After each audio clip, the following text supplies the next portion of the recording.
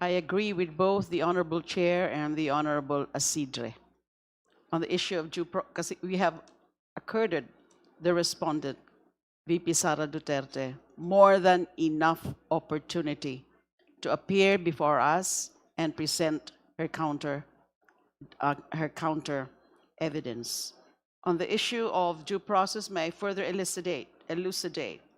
The Supreme Court has elucidated actually in the case of Duterte versus House of Representatives, GR number 27853, July 25, 2025, speaking through Senior Associate Justice Marvic Leonen, quote, due process is anchored on fairness and equity.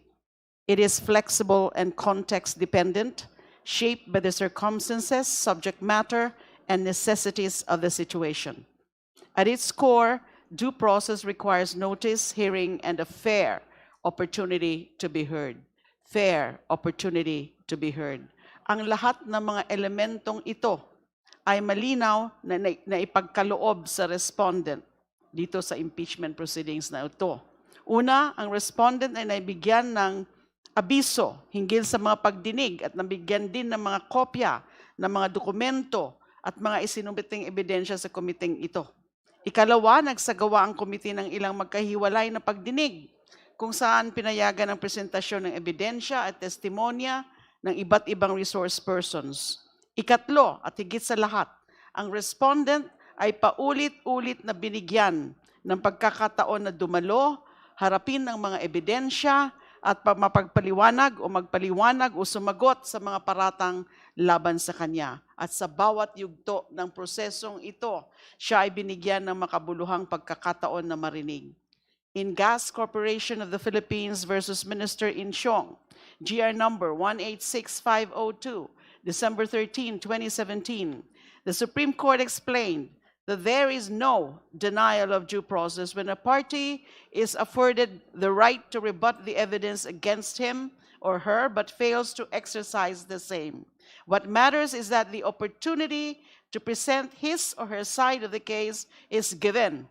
If for reasons best known only to himself or herself, a party does not avail of his right to do so, then he has only himself or herself to blame. In this case, ang hindi pagdalo po ng respondent sa kabila ng paulit-ulit na pagkakataon ay hindi maituturing na paglabag sa due process. Rather, it reflects a voluntary decision not to avail of the opportunities made amply available by this committee. Nasaan po siya ngayon? Nasa San Pedro daw. And then di ho ba ay meron din tayong, meron nabalita rin na meron siyang balak uli na umalis ng bansa. Meron siyang hininging travel clearance from the Office of the President. So wala talaga siyang intensyon na mag-cooperate o magpakita sa pagdinig na ito. As the court has consistently ruled, notably in Salandanan versus Court of Appeals, GR number 127783, June 5, 1998, quote, the law aids the vigilant, not those who slumber on their rights. It's not even just a slumbering on their rights, but it is an open defiance of what is happening here in the impeachment Come proceedings. closer to the microphone, please. Open defiance po sa atin na wala siyang respeto sa ating proceedings. Given that the committee has already received sufficient evidence, heard from relevant resource persons, and repeatedly extended to the respondent the opportunity to be heard, I respectfully submit that due process has been fully satisfied. I further manifest that there is no compelling reason to extend the period of hearings for the determination of probable cause. Maraming salamat po. Thank Madam you. Chair. Can we hear first from the second endorser, the other endorser, in the person of Congressman Benny Abante, Madam the Chair. endorser of the Cabrera complaint? Madam Chair, salamat po. I fully agree with Congresswoman De Lima that we should now vote. Naging patas po tayo, naging lenient po tayo sa kanya. Inintindi po natin siya, Madam Chair, Kahit meron tayong kapangyarihan to subpoena her, hindi po natin ginawa. Meron tayong kapangyarihan to contempt, hindi po natin ginawa. Ginalang po natin, Madam Chair, ang Vice Presidente ng Pilipinas. Tayo ba ginalang niya? Hindi. Ininsulto ba niya tayo, Madam Chair?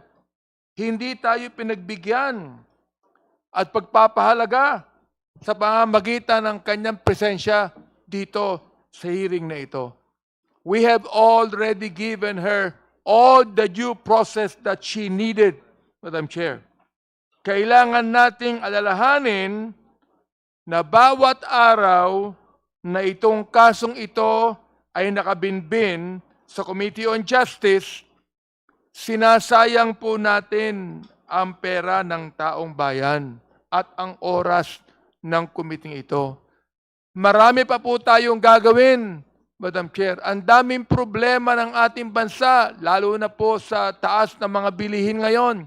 Palagay ko, panahon na upang tayo ay magbotohan at panahon na upang sa committee ito, ay i-report na po natin sa plenaryo at ma-impeach na po ang pangalawang Pangulo. Madam Chair, yan lang po nga sabihin ko. Maraming salamat po sa inyo lahat. Madam Chair. Honorable Percy Sendanya is recognized.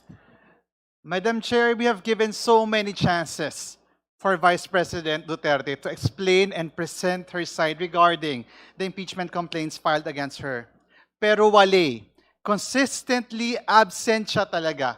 Ginoghost niya tayo paulit-ulit. Hindi man tayo ang korte na maghahatol sa mga isinampang impeachment complaint laban sa kanya, may napatunayan tayo.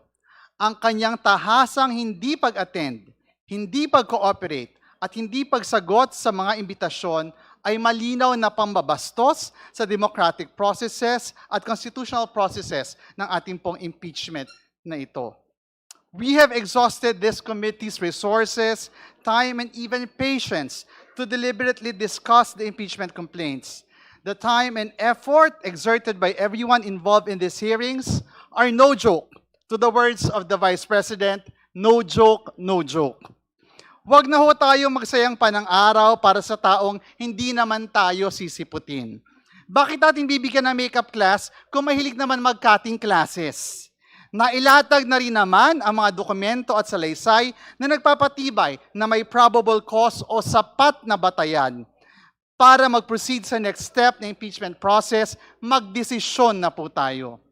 We believe that her avenue to explain is no longer with the House of Representatives, but with the Senate already. Something that she has, and Harry Camp said time and again.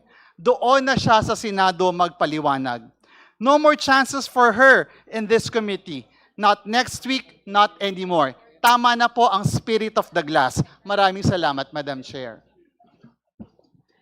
Thank you, Honorable Sendanya. Any other manifestation? Madam Chair. There are The no more Honorable- manifestations, Madam Chair. Let's proceed. With all due respect, Honorable Lawrence Defensor, we are recognizing the Honorable Chel Jokno and then the Honorable Sara Ilago.